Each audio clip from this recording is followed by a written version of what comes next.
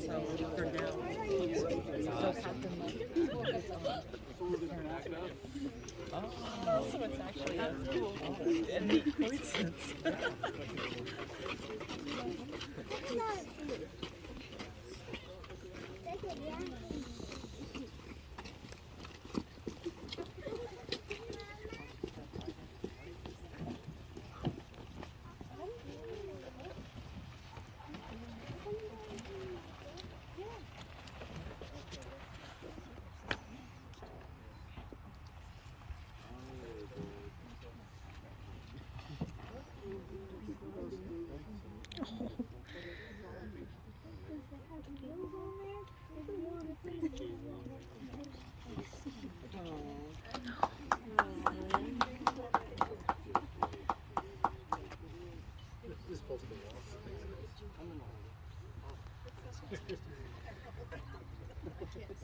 Dad, your ride's over. Stay there. Yeah, that was good. What is it, baby? What are they doing? So they're laying them down to continue the service and it'll be over. Okay, next I think we have a song. Good picture there, Cam. Turn it up. Testing, testing, testing. Turn it up. Up more. Some people say it's working, other people say no. Jerry, Jerry. Testing. Testing, testing. Okay. It's okay? Okay, I think we're going to have a song by Miss Tamara. Yes? Sure. That's what they were telling me. Yeah. Okay, and when Tamara gets done, it's kind of open mic for them for a quick little something if you have something to say. And a quick memory of Grandpa. And then after a minute, we'll turn the time over to Derek when you guys get done talking. You're up. Not the country.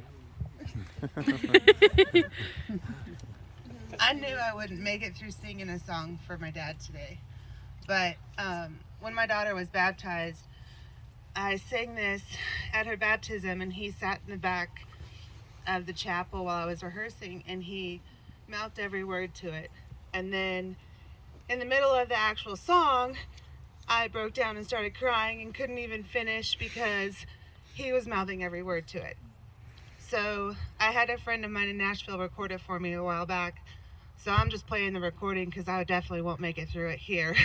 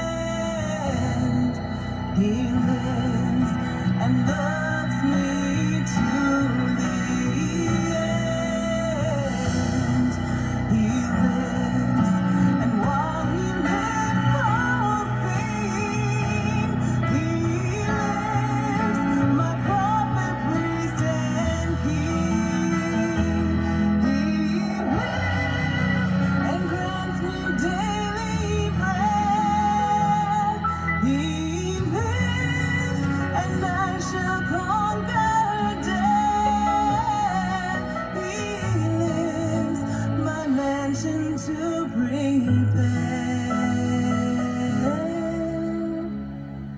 He lives to bring me safely there.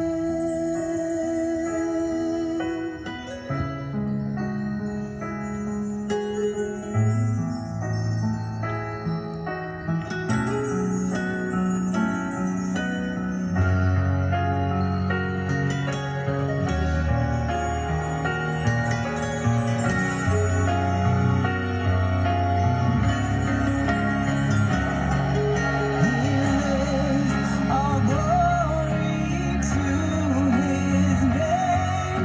He lives, my Savior, still the same.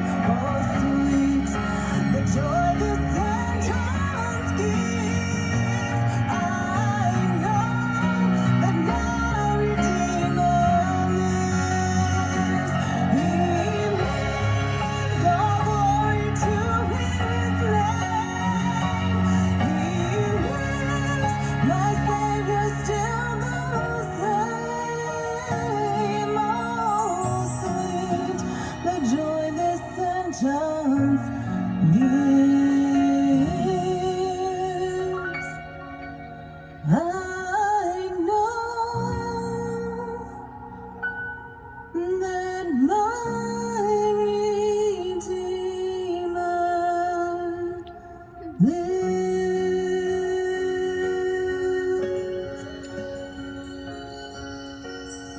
He lives. I know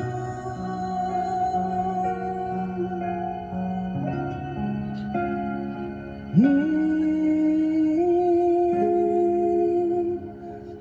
lives.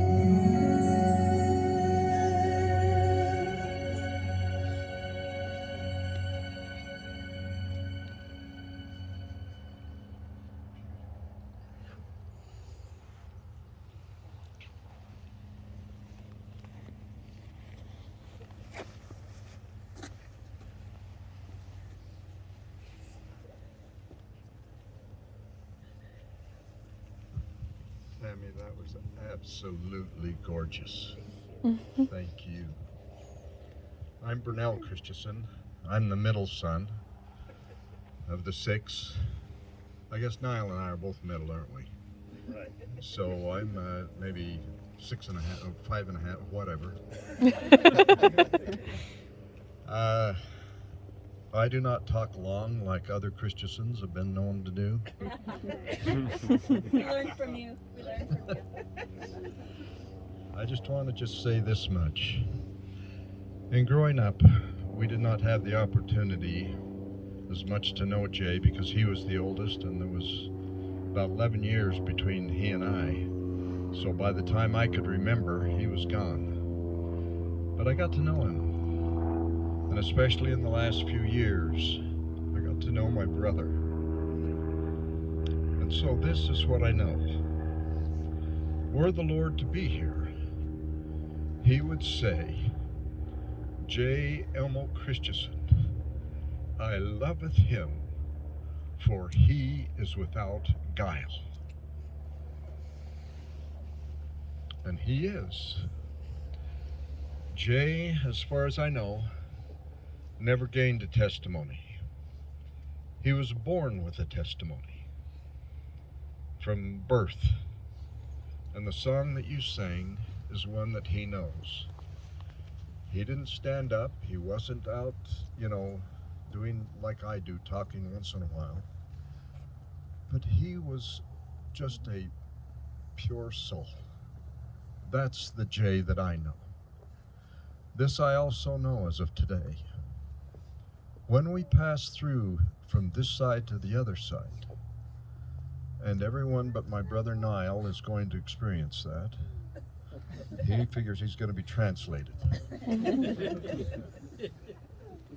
He's shaking his head no. When we part, he was met First, by one that he loved, sealed to his son, mom and dad, and a host of others. The glory of that is real. Christ lives. And now Jay knows that what he was born with is again still very, very true. But what he has just experienced, he knows. And I love him as my brother. And so when I leave today, I'm going to sneak a couple of candy bars and somehow slip them through the valve to him, because he's having a chocolate fit. So with that, as Jay knew, as he knows, I know, Christ lives, as the song indicated. And that I testify in the name of Jesus Christ. Amen. Amen. Should I just drop it?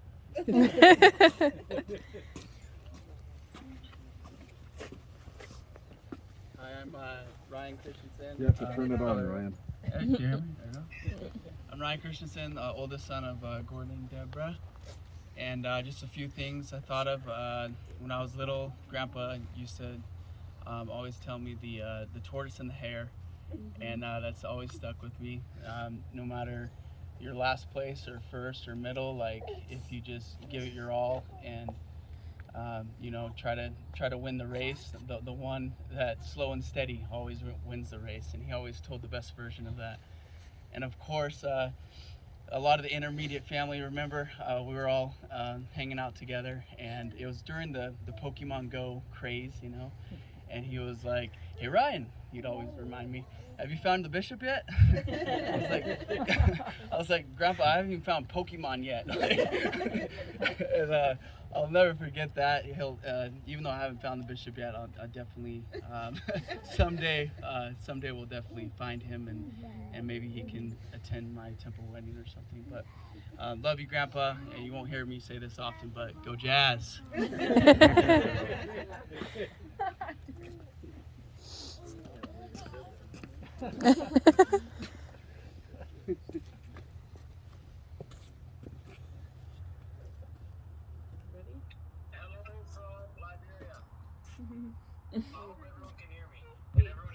There we go.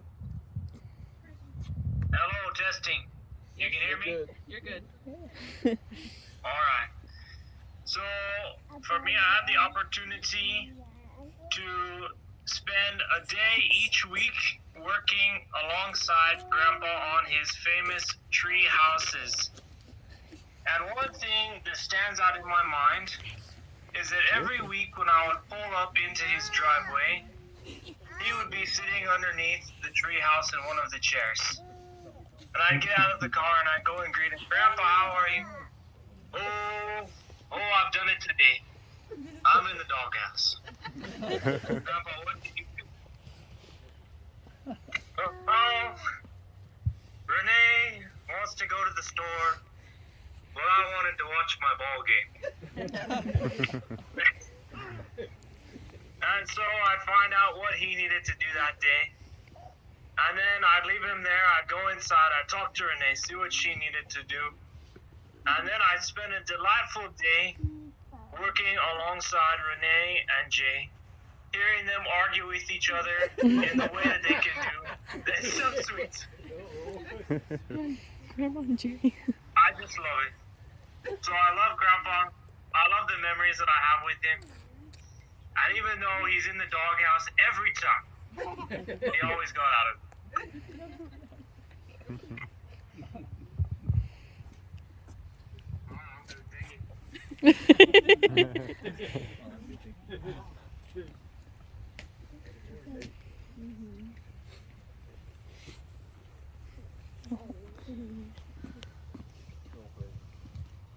I remember one time when we were having dinner and he really wanted the orange juice, but no one would pass it to him. And we tried to pass it to him, but people, I should say, did not want to pass it to him. And then Grandpa finally said, "Okay, that's it. Give me the orange juice." And then, I don't remember who said it, but someone was like, "Why?" And then Grandpa was like, "Because if I don't have my orange juice, then I can't be a Superman." And then there's another person that I don't remember, or don't remember who, said, "Wait, you want to be Superman?" And then Grandpa was like, "Who's that?" And yeah.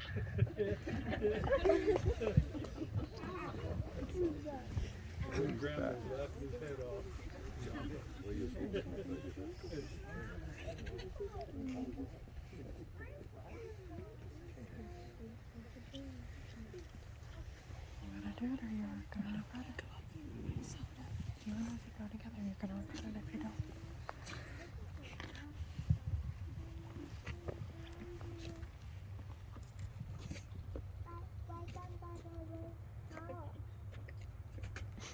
I got a paper towel.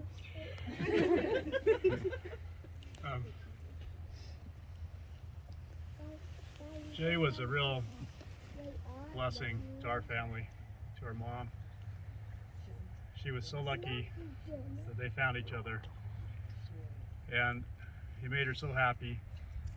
And I know it wasn't quite what he thought he was bargaining for when her cancer came back, and he spent a lot of time as her caretaker. She was so blessed to have him, and we're so grateful for that. And I know we haven't seen much of y'all since her funeral, but we sure love y'all, and we love Jay, and we're so happy to know he's now having an incredible reunion on the other side. I shared with a few of you when I got the chance to come up and see him. He sat in the chair and he held my hands and he pointed out around the room. So there's Donald J, and there's your mother, my father, and he named some other people that he said were right there, and I know that they were, and he could see them. And he was eager for that reunion, and that reunion's happened, and so I know he's in a good place. We'll miss him, but we know where he is, and that we can be together again. So we love you all, and thank you so much.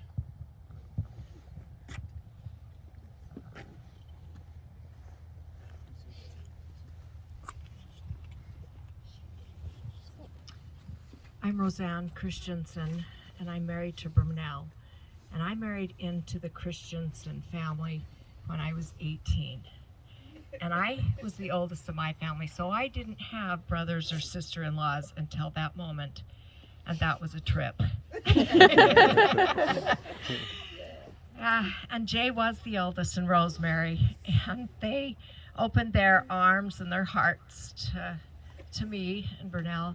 And Brunel wasn't scared to go stay with all of his family and put them out, though it was a real blessing to us. We even left our kids with them when we would leave town. And Jay and Rosemary let us take their motorhome on a trip to California. It was an awesome one. We had some little kids then. But I love this Christensen family. I'm so grateful that I'm a part of it. And Jay, I love you too. Thanks for your great example. Your continued great example through your children and grandchildren really blesses me. All of you do. Thank you.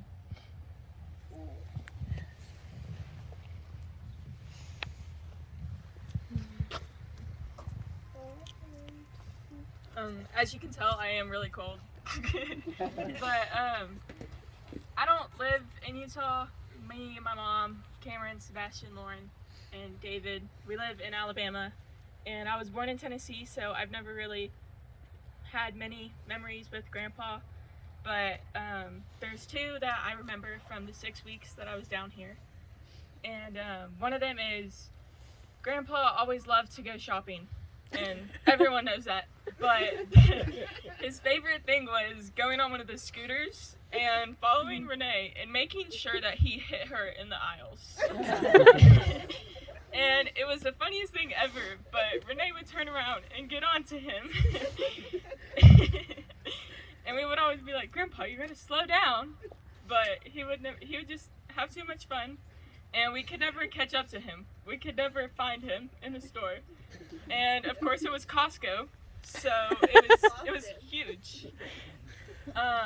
And the other memory that I most vividly remember is one of my bowling games last year, or my bowling matches.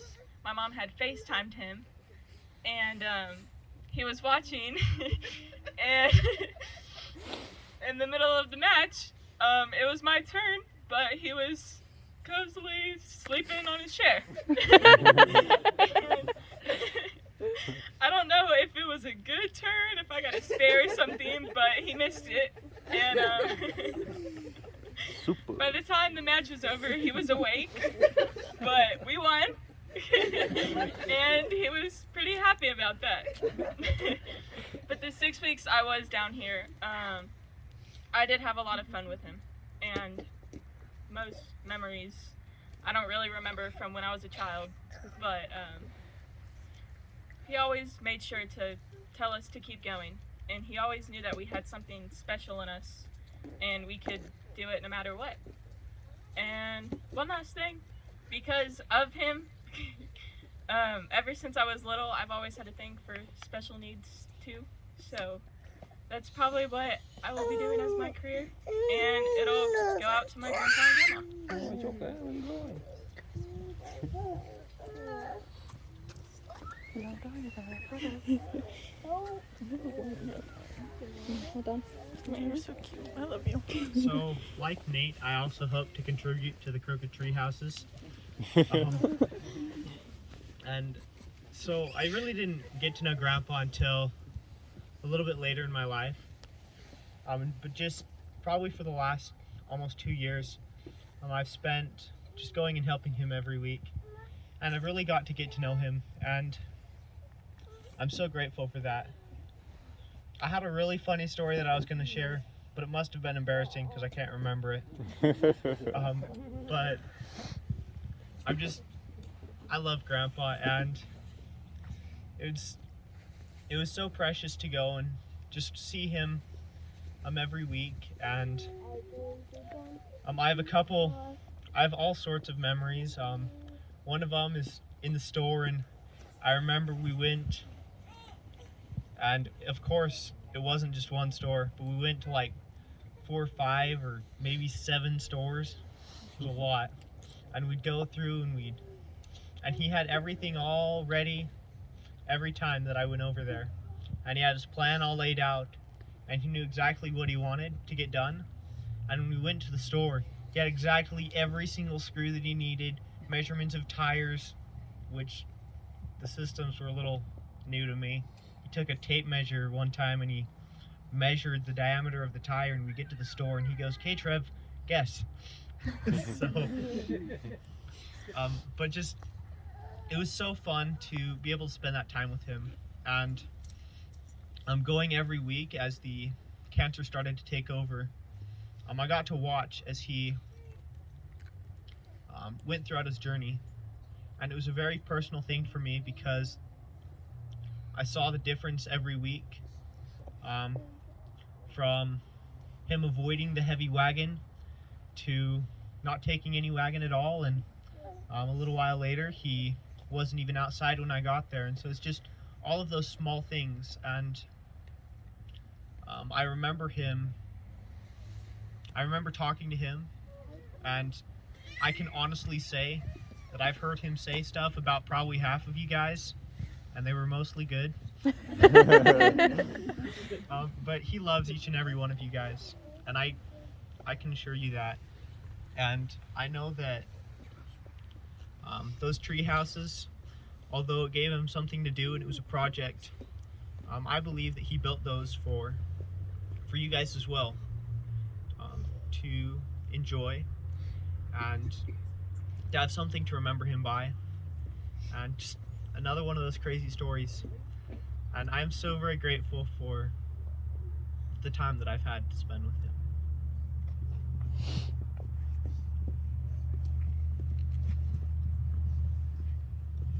Okay.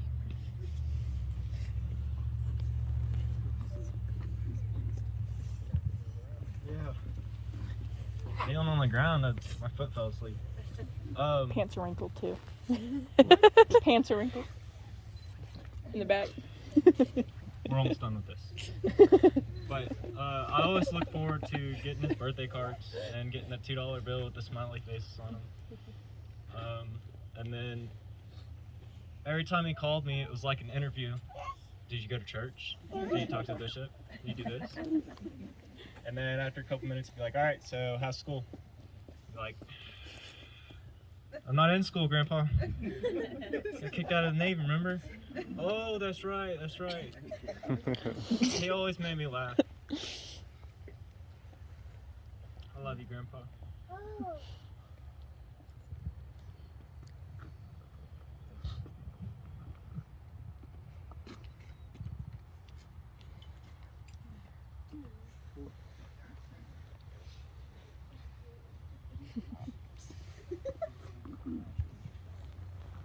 I'm blessed to call Jay my grandpa through his marriage to my grandma Sherry, and I remember the house they moved into. It had 3 archways built into the front patio, and we helped them paint it, and he just trusted me to just paint his house and make it look right, and I couldn't believe that. Just the complete faith that you'll figure it out, it'll be fine. It'll look great, whatever you decide to do, however you do it. And a few years later, I was there and visiting my grandma about some family history, something I think, and he asked me if I had ever had rhubarb.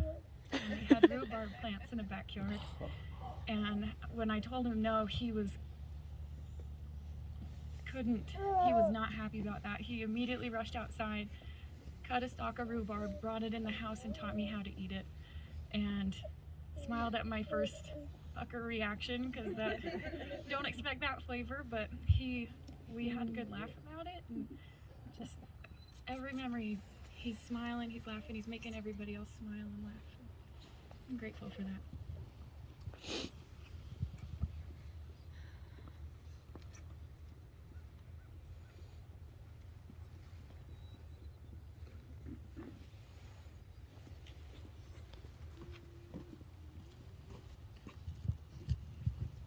I'm Jordan Jensen, the oldest of Michelle and Derek.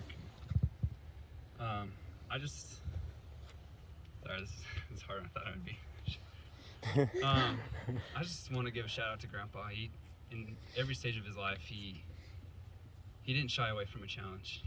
Whether it's the hotel, all his many businesses, or taking care of Sherry, or building a tree house, just every stage of his life, he just took full ownership and worked hard.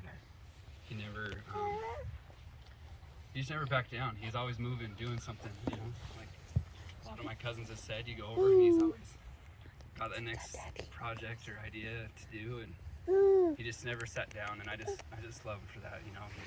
He always had a vision, and whether it was just taking care of his chickens or, you know, the fish or anything, at each stage of his life, you could always go up and be like, what have you been up to, Grandpa? And he always had something going on, and I just love that, and I hope that I can keep that going and not get complacent in life. That's my favorite memory of Grandpa.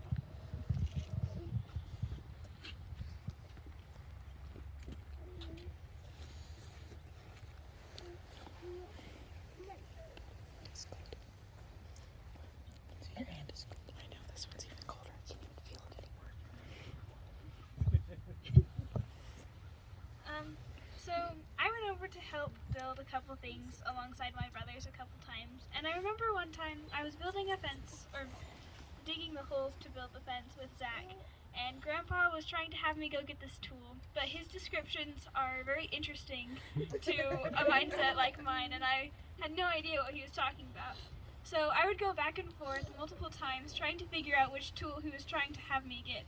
And I didn't know which tool it was until he came, walked with me, and came and showed me which tool it was. And he was so patient and kind throughout all of this, and I'll always remember how kind and how Christ-like he was, and I love that. So thank you, Grandpa.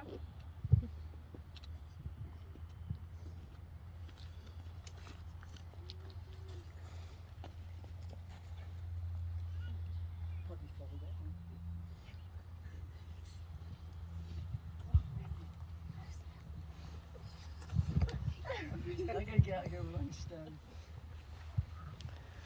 I have to tell you a couple of stories.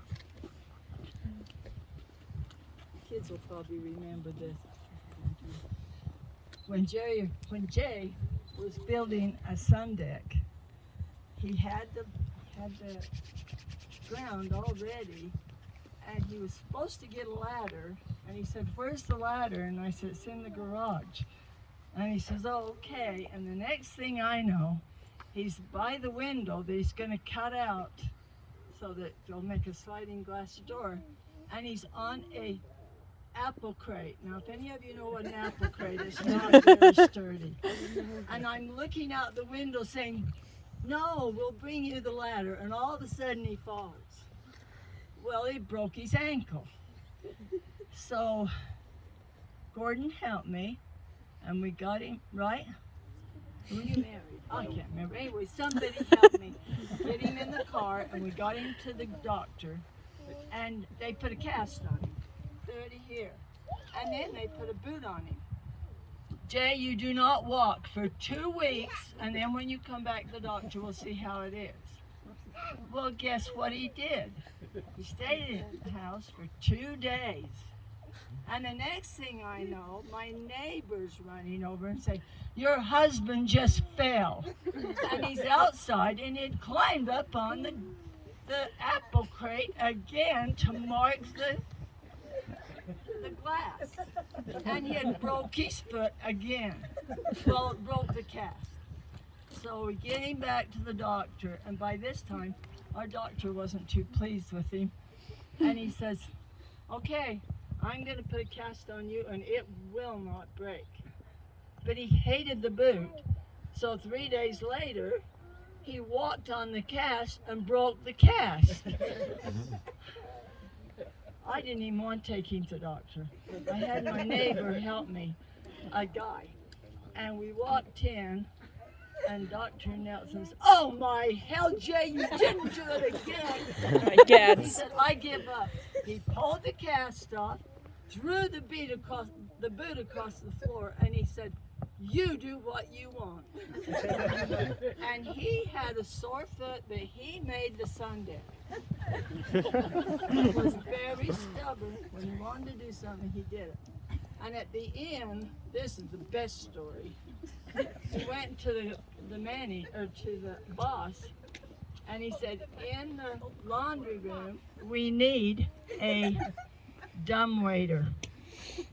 And Larry says, "What for?" And he says, "So that I don't have to walk up the steps to my office." And Larry says, "You can't build a dumbwaiter. It's illegal." Well, guess what? He got the maintenance guy to come in on a Saturday when Larry and I wasn't there. And he built the dumbwaiter, and it had a pulley, and he would sit down on the little seat, and then he would pull it, and he'd pull it up, and he made a hole in the maid's room, cut out a whole shelf, and so that he could get up there. I didn't know he could do it. He pulled himself up, I don't know how, and then when he got up there, he stepped out and walked over to his office. Well, when Larry found out, he said, "Tear it down." And Jay said, "Well, no." He said, "Look, we can even put sheets on it." Larry said, "Okay, you can put sheets on it, you can put towels, whatever you want, but if I hear of you pulling yourself up in there, you're fired." So Jay never ever got to pull himself up in there again, but we used it to take laundry up. it. He knew what he wanted to do. He's gonna strike you down for those. No, I told him I was going to tell that story.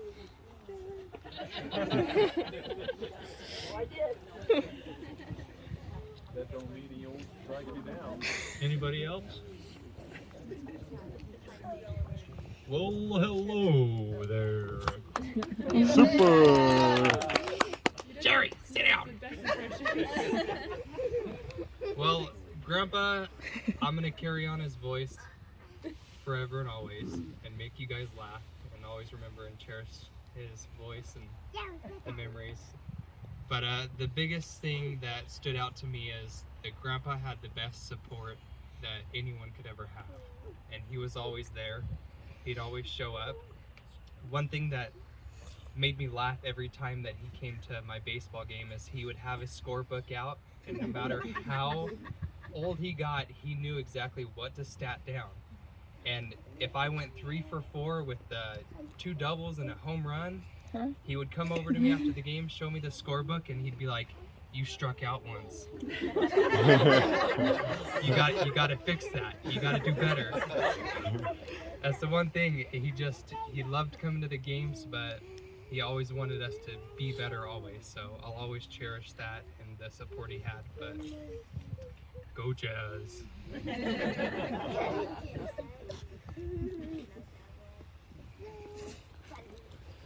Just a really quick note for all of you people who are going to come visit a couple more times in the course of your life. This is not where he's going to be buried. What? He will be buried over there where that plywood is at. There was some ground issues. So if you come looking for him, he will be over there. Say hi to Grandma and Grandpa who are right here. Grandma Sherry is over there, and Donald J is over there. And I don't know who the rest are, but there's a bunch of them. Go. See you. All right. Alright, I probably should wait longer. I don't really know exactly what I'm going to say. I'm with you, buddy. But to start off, we all decided as grandkids that we're going to wear Grandpa's ties today in memory of him. So we all went, and you can see a bunch of crazy ties, and those are definitely Grandpa's. He definitely loves his crazy ties, which I loved about him for sure. One thing that I really love about Grandpa is I remember back when I was in junior high, I was hungry all the time, and I swear I'd always be looking for something to eat, and all of a sudden he came and he was living with us, and so I'd get home from school and he'd be like, "Let's go to Burger King." I'd be like, "Okay, let's go to Burger King today."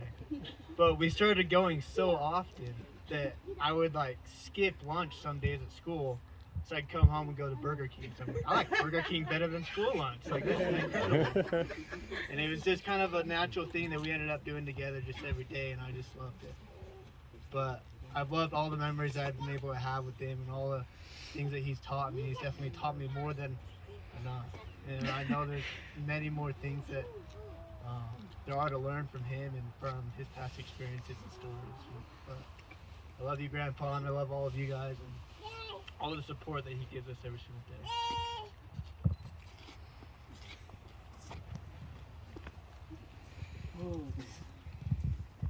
Alright, I'm not the best at this. I have a lot of fond memories of Grandpa. All the interviews that he'd give me, he never judged me. Obviously I have crazy hair and I am who I am, but he always loved me so much and always supported me in what I wanted to do, who I wanted to be. And living on the other side of the country was kind of a struggle, but coming to see him was a favorite thing of mine. Coming to see the pretty mountains and see all my awesome family. This is hard. I'm gonna end it with just saying I love everybody, I love you guys, and I love you, Grandpa. Hopefully we'll come see you at home pretty soon. Not too soon, but I'll see you there, Grandpa.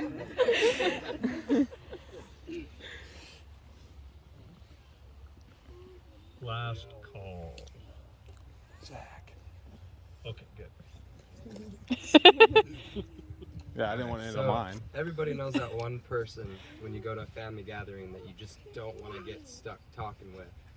And sometimes it was Grandpa. You know, he liked to talk a lot, and he could talk about anything. But as being a little kid, the story I want to share is when me and my twin brother, we're kind of crazy. We like to cause trouble. We like to be the instigators, but at the same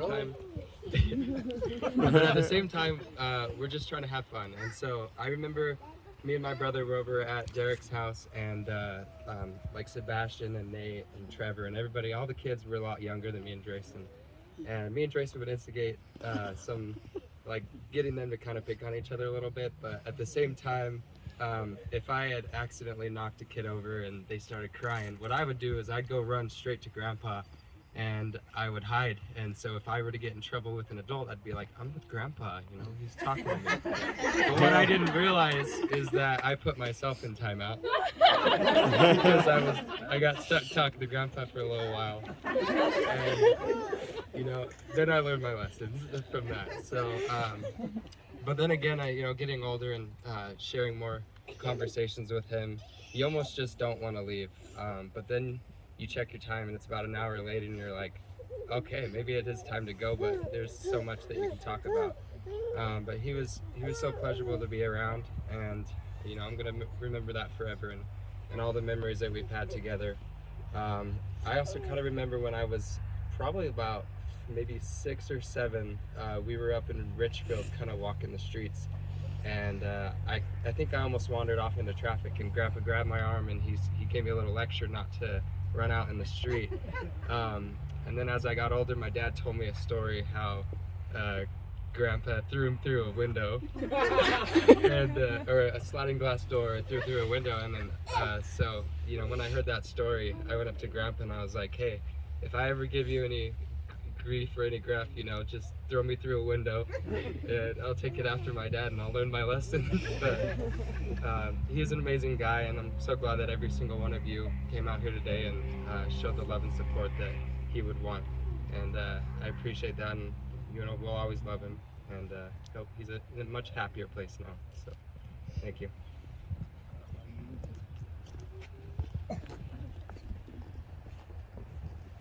Hey Addie, what does Tarzan say? You say, do it. We spent a lot of time this summer up at my parents' house, and Grandpa was living there, and he watched. I mean, first of all, we had to find Tarzan. Be able to, Had to be Johnny Weissmuller. yes, the right version of Tarzan. Thank you, Addie. Anyway, but Grandpa taught Addie how to pound her chest and say, Can you do it?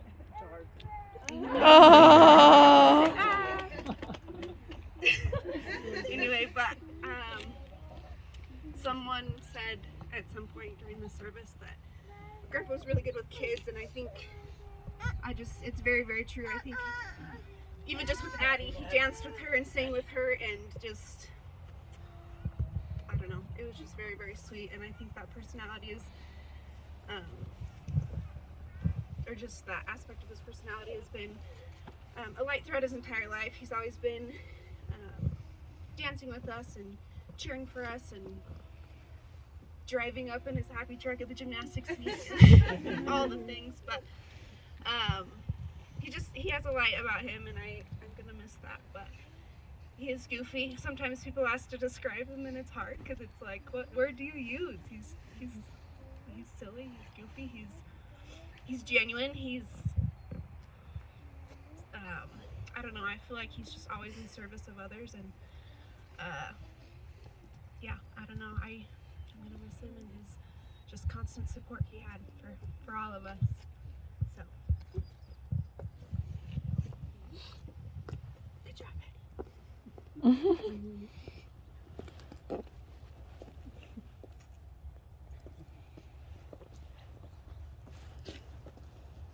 I don't want to cut anybody off that wants to say something.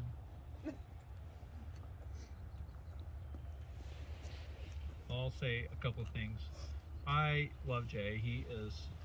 He's amazing. He's really fun, and he is, as so many people have said, he's very genuine.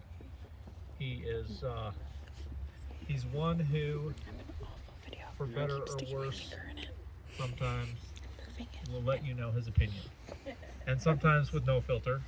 Actually, a lot of times with no filter. It's right or wrong, Jay. It's right or wrong. Right or wrong. And sometimes he was wrong, but we still love him anyway because he shared his opinion. But I love that very much about him, and we will miss him. He's a good man.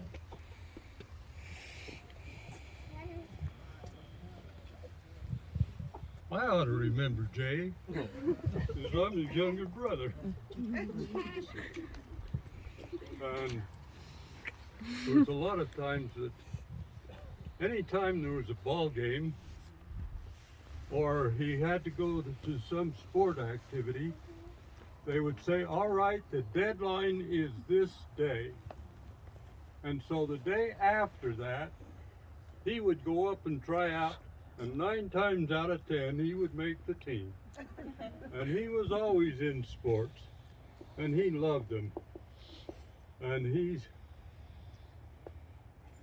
well, now I guess he's up there where he can do some more sports.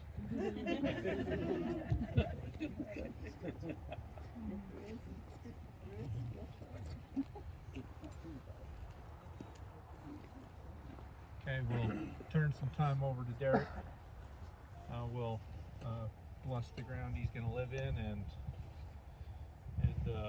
hope for the best.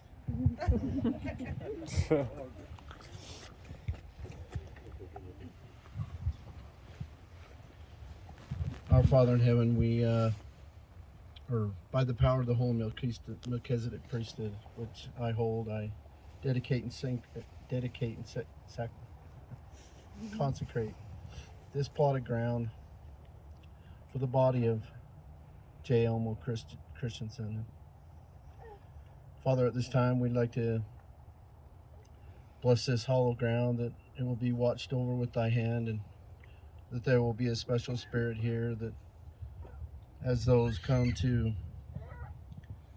spend time with thee and with Jay, that they'll feel of his spirit and feel of thy love. And we're thankful for this day, for the gospel in our lives, the knowledge of thee, and for the restoration in or the knowledge of the plan of salvation in our lives, and the knowledge of where we'll be, and we'll meet Jay again and be able to spend time with him. We're thankful for the family. We ask the blessing on them, that they will be comforted this day, but always have his spirit with them, and be able to always remember Grandpa Jay and the things that he taught us in this life, and the experiences that we were able to spend with him. And we once again want to dedicate this place in the name of Jesus Christ. Amen. Amen.